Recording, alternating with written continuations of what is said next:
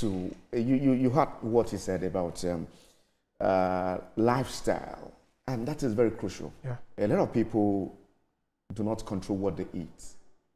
So how do we ensure that what we eat makes us healthy and have long life, devoid of any form of cancer? And also, while you're answering that, I noticed that you nodded your head when you mentioned women that start menstruating early.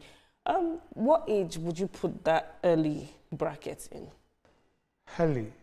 I mean, you know, people now, I mean, things are changing in the body rapidly. Because for when I was in secondary school, we were starting menstruation from as early as 12, 13. 12, yes, 13. So is 12, 13 early, or is that the normal No, age? 12, 13 is fine. I mean, you can start menstruating from 12, 13. So I'm assuming he said 9, it was meant 9, 8. No, 12, 13. I mean, people menstruate from 12, 13, and then, so it shows that your body is responding, your body is growing, and your body needs better attention than what it used to be.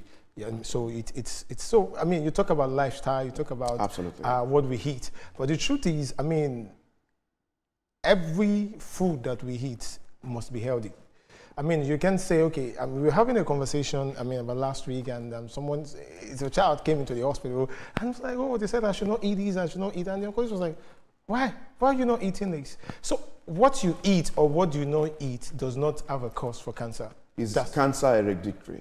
Cancer, yes, there's genetics, yes. They trace if there is something like that has occurred in your family line when you're doing that. Okay, so it's just to trace and to say, okay, let's know, okay, has anybody in your family line has cancer before? It's just to trace the line and say, okay, fine, okay, maybe this can be the cause why it comes in your body. Do you get? So if you have a trace in the family line, so what do you need to do? So if you have a trace in the family line, it's just that every one of them should just try and make some tests. Yes, just try and take some tests, especially women. Yeah, to take some tests. And then cervical cancer, I mean, ensure that you have the HPV vaccine for children under the 13, 12 years, so to save them, protect them, and to also watch multiple sex and all those things could cause it. And also to watch your lifestyle. For example, lung cancer, you're prone to, I mean, we can say risk factors can be, this person is a smoker, he does smokes, and then is prone to this. But we have seen people that has lung cancer not as a result of smoking, and because that is just once in 10 things. But those things, those biological effort that is around our life, it's something we have to pay attention to. What you eat well. Okay. There's nothing you eat or you do not eat that could spark cancer in your body.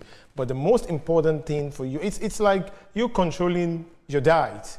I mean, you're controlling your diet, and don't say, okay, everything I see must just go into my mouth. Everything I see is what I must consume. No. So let's quickly speak to the HPV vaccine. Yes. You made mention of that for 12, 13-year-old girls. Yes. So at what point can they take it? Because there's this perception out there now that even when the state governments are moving around to give these vaccines to young women, a lot of parents are saying, no, my daughter will not take it. I have an experience on that. Yeah. That's what I'm saying. Yeah, I mean, that's why awareness is important. That's why education is important. And that's why we keep talking about it. We keep advocating for it, that look, it's protecting your child.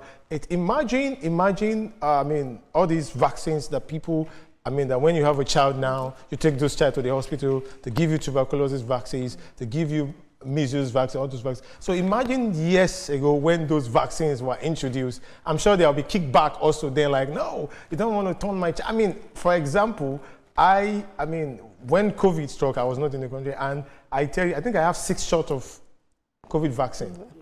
Yeah. And there are some people that do not take it. There are people that do not take it. I have like 6 because I was not around. I take 2 and I was like, I want to travel, come into Nigeria. I said, no, if you're going to travel, then you need to take another brand. Then I went for Pfizer like 2 times. And someone said, oh, you turned into a robot. Am I a robot today? So you saw those kickbacks. Do you get? So there will always be kickbacks, but when awareness, when education comes in that, look, this is the benefit, yes, there will be kickbacks. That's why government is trying, and every advocate, every medical person is trying to, even we've gone to religious center to advocate and say, see, we are protecting this child from Because cervical, it's a disease that it's the type of cancer that no one should die for anymore. It's a fun place to leave it. That Chief Operating Officer, Doctors Foundation. Thanks for joining us, Dr. Korede Akindele. Thank you so much. Thank you so much for joining us on the program.